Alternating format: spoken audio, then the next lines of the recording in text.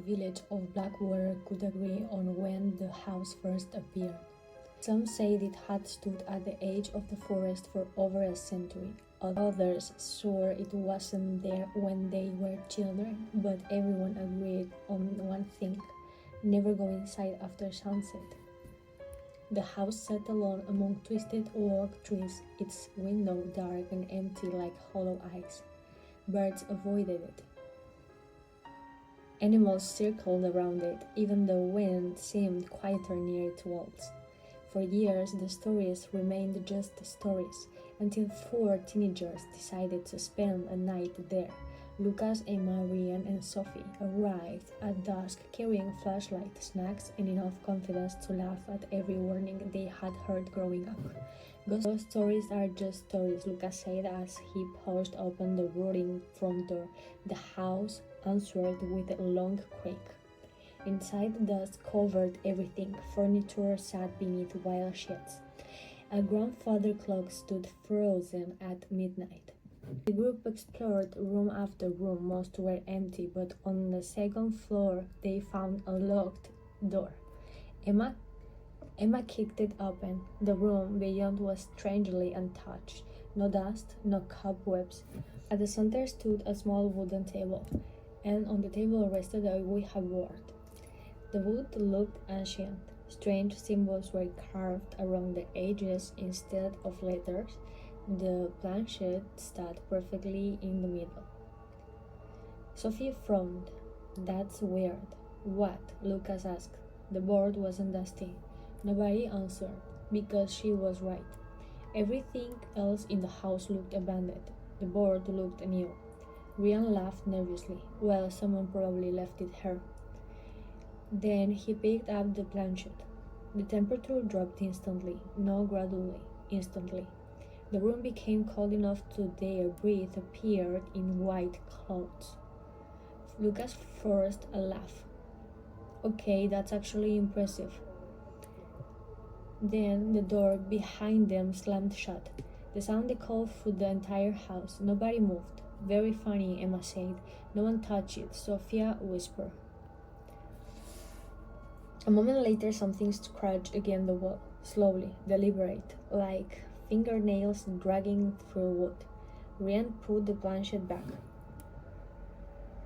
The scratching stopped. For several seconds, nobody spoke. Then Lucas smiled. "Old house, drafts, coincidence." He sat down. "Let's try it." Against their better judgment, everyone joined him at the table. Their fingers rested lightly on the planchette. Lucas grinned. "Spirit, are you here?"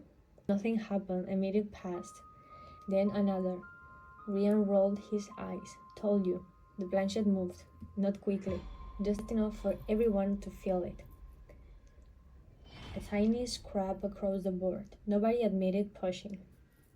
The planchette continued moving. One symbol, then another, then another. Emma read them aloud. "Here." Silence filled the room.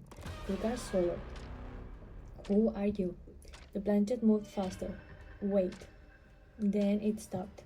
"Wait," Sophie asked. A loud thump echoed from somewhere below. The floor vibrated beneath them. Another thump followed, closer, like footsteps climbing stairs. Heavy footsteps. One step at a time. The sound approached the hallway. Ryan pulled his hand away. No, the footsteps stopped outside the room. Nobody breathed. Then came a knock. 3 slow taps. The doorknob began turning, but the door remained shut, as though something on the other side was trying to enter. The planchette started moving by itself. No fingers touched it. No hands near it. The 4 teenagers watched in horror as it slid across the board. "Do not open." The knocking became violent. The entire door shook. Wood splintered. Dust fell from the ceiling. Something rolled outside, a low, wet sound that didn't resemble any animal they had ever heard. Emma screamed. Lucas grabbed the doorknob instinctively. The planchette shoot across the board. "Don't open, don't open, don't open." The symbols broke, trembled. Then suddenly silence, complete silence. The shaking stopped. The growling vanished. Nothing remained beyond the door. For nearly 5 minutes they sat frozen. Finally Ryan whispered, "I think it's gone." Then they heard a voice that sounded exactly like Sophie's. "Let me in." Everyone turned towards Sophie. She was sitting beside them. Her face had gone white. The voice came again from outside the door. "Please let me in." Perfectly matching Sophie's voice. Every word, every breath. The real Sophie began crying. "That's me." The voice continued. "I'm scared. Knock, knock, knock. Please let me in." Then another voice appeared. Luca's voice. "Open the door." Then Emma's. Then Ryan's. All four voices spoke from outside simultaneously. "Open the door." The walls shook. The board cracked down the middle. The black liquid spilled from the split wood like blood. The room filled with a horrible smell of earth and decay. Suddenly, every voice screamed at once, not human screams, something far worse, something ancient. The windows exploded inward. Darkness poured into the room like smoke. Lucas grabbed the broken board. Without thinking, he hurled it through the shattered window. The board disappeared into the forest. The darkness vanished instantly. The voices stopped. The smell disappeared. Everything became still. The teenagers ran.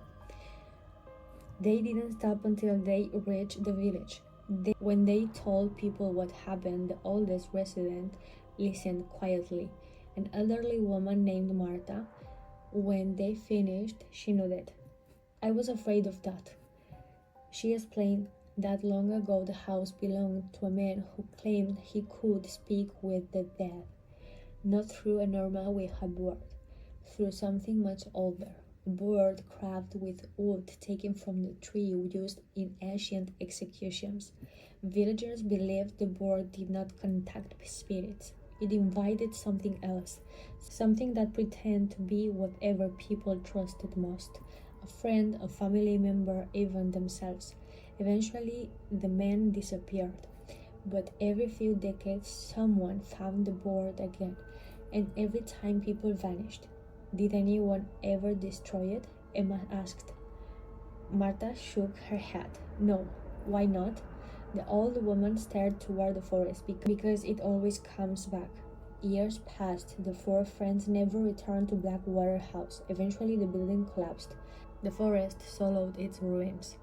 People forgot the story until the autumn morning. A hiker discovered a wooden board resting on the tree stump deep in the woods. It looked brand new. No dust, not rot, no signs of age.